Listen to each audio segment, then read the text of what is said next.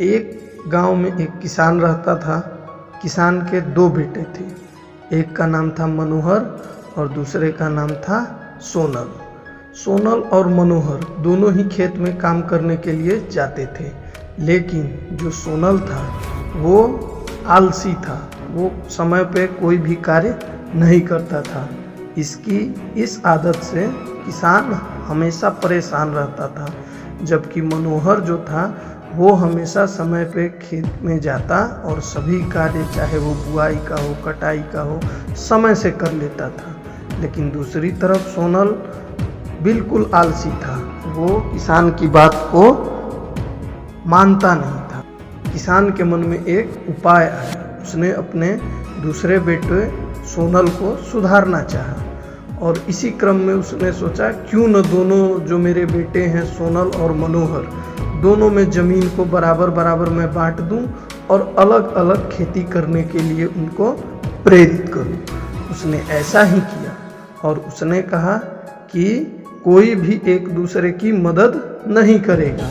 मनोहर को कुछ ज़मीन दे दी और आधी ज़मीन सोनल को दे दी।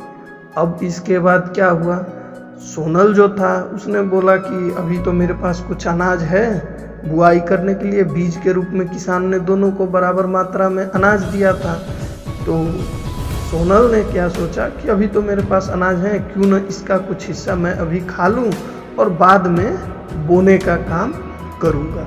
वही दूसरी तरफ मनोहर ने सबसे पहले कुछ हिस्सा खाने के लिए रखकर और जल्दी से बुआई का कार्य संपन्न किया। धीरे धीरे क्या हुआ, वही मनोहर का जो खेत था उसमें बुआई करने के बाद फसल उगने लगी और पकने लगी, तैयार होने लगी। वही दूसरी तरफ सोनल जो था वो आज कल टालता रहा कि आज नहीं तो कल मैं करूँगा, कल नहीं तो परसों करूँगा।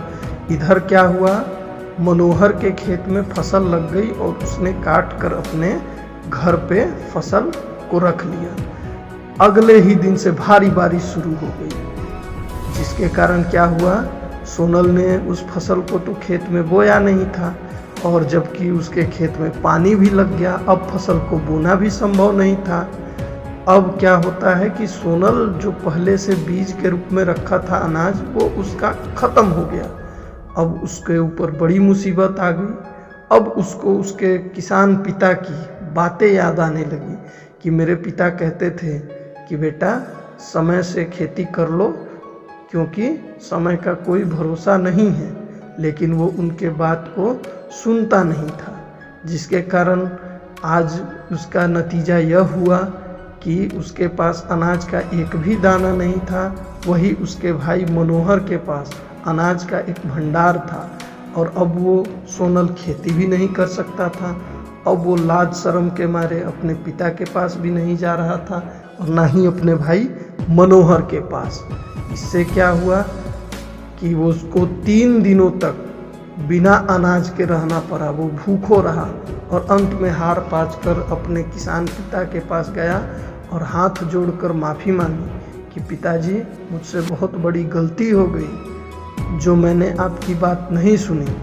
आज से मैं, बल्कि अभी से ही समय पे सभी कार्य को करूँगा और आज के बाद ये मैं गलती दोबारा नहीं करूँगा। तब उसके पिता ने कहा कि मैंने इसीलिए तुम दोनों को ये बराबर बराबर ज़मीन बांटी थी ताकि तुम्हें समय का महत्व मनोहर के जैसे ही पता चल सके। आज के बाद तुम ऐसा कार्य मत करना और कोई भी कार्य समय पे करना। और यहीं से दोनों के जीवन में खुशहाली आई। इस कहानी से आपको क्या सीख मिलती है? इस कहानी से हमें यही सीख मिलती है कि जो भी कार्य हो वो समय से कर लिया जाए तो बेहतर होता है, क्योंकि एक बार जो समय चला गया वो दोस्तों दोबारा नहीं आता है। तो बने रहें हमारे YouTube चैनल पे। ये आपको कहानी कैसी लगी हमें कमेंट में ज़रूर बताएं और हमें मोटिवेट करने के लिए हमारे चैनल को लाइक, सब्सक्राइब और अपने दोस्तों के साथ शेयर करें। धन्यवाद।